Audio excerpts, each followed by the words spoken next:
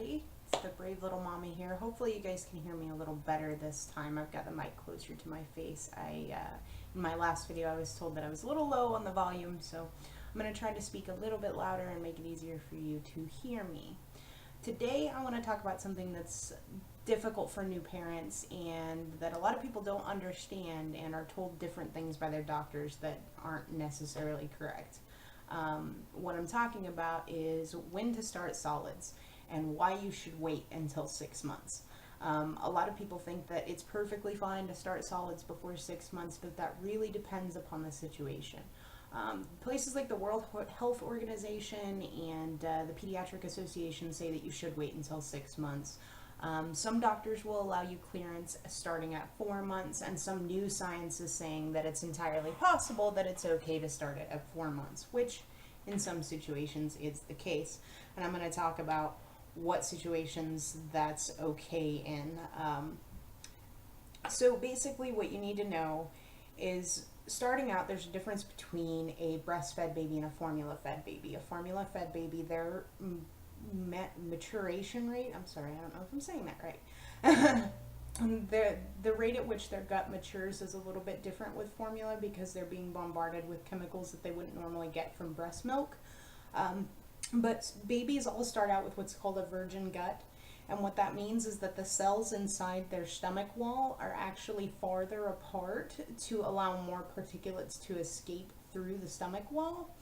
And that's good for breastfed babies, mostly because the antibodies that you carry in your body when you breastfeed your child are able to pass through directly into the bloodstream as opposed to just being trapped in the stomach. And that's why those cells are so much farther apart when they're younger. Excuse me. With formula-fed babies, it tends to tighten up quicker simply because of the things that they're being exposed to. So the new science is saying in some cases with formula-fed babies, the virgin gut goes away a lot sooner. So it really just depends on how you look at it and what science you want to take into account. But because of the virgin gut, you want to be sure to wait until 6 months before you start solids. A lot of people are real eager, especially as first-time parents, to start feeding the actual food and, you know, the thrill of being able to spoon feed your baby or do baby-led weaning or whatever the case may be. It's a great thing and it's a lot of fun, but you have to make sure that you do it at the proper time. So you want to wait until 6 months. Most people start with purees. Some people start with small bits of food and just allow the baby to try to feed themselves, which would be baby-led weaning. And I can talk about that a little bit more in a different video. I want to kind of keep these short. With my son, he has GERD, which is gastrointestinal acid reflux disease. It goes into his esophagus, which is what GERD stands for. He was projectile vomiting on a regular basis, which is fairly common in premature infants because he had a tube that was actually stuck into his nose and down his throat that when he could not eat, didn't have the energy to eat the rest of his formula out of his bottle, it would be pushed through that tube into his stomach directly to make sure that he was getting the proper amount of nutrition. And that was mostly in the NICU. What that does is it actually, the topper, because there's a top on your stomach, it opens up and closes as it needs to. My son's was staying open. It would not stay closed because with that tube in there, it's forced open by the tube and it stays that way. So once the tube's removed, you have a certain amount of problems that come along with that. So in his case, he was vomiting because his stomach wasn't closing and that food would just come right back up. So in my son's case, we were suggested to try rice cereal. Now, a lot of people have problems against rice cereal, and I'm not going to go into the pros and cons of rice cereal in this video, but what I am going to say is that rice cereal is still a solid. You should look at it just like you look at any other kind of puree. My son was suggested rice cereal because of his reflux, and it did help, but what helped more was getting the formula with the added rice starch, which is what we turn to. He uses Enfamil AR. It can be useful in situations like that. In our case, we started solids at 4 months old. As soon as he showed interest in food and was able to start swallowing properly and lost his tongue thrust reflex at 4 months, that's when we started solids. But we did it to help with his reflux problem. That is the only reason we did it. It was a medical reason to do so. If you have a regular baby, full-term infant who has no medical issues, you should always wait until 6 months, because even if they're showing all of the other signs of being ready for solids, that virgin gut is a big problem.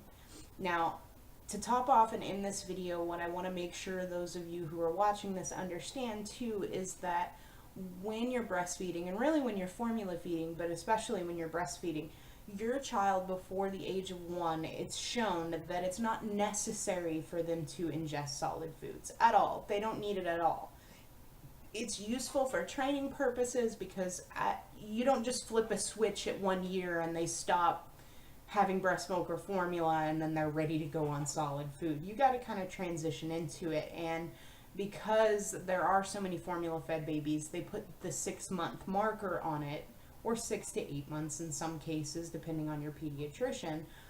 They put that marker on it so that you can start training them. By the time they get to 1 year, like with my son, he'll stop eating formula and he'll start drinking regular milk, be it cow's milk, almond milk, or whatever I choose to put him on, and he'll eat solids in conjunction so that he's still getting the iron and vitamins and minerals and all the things that go along with regular food.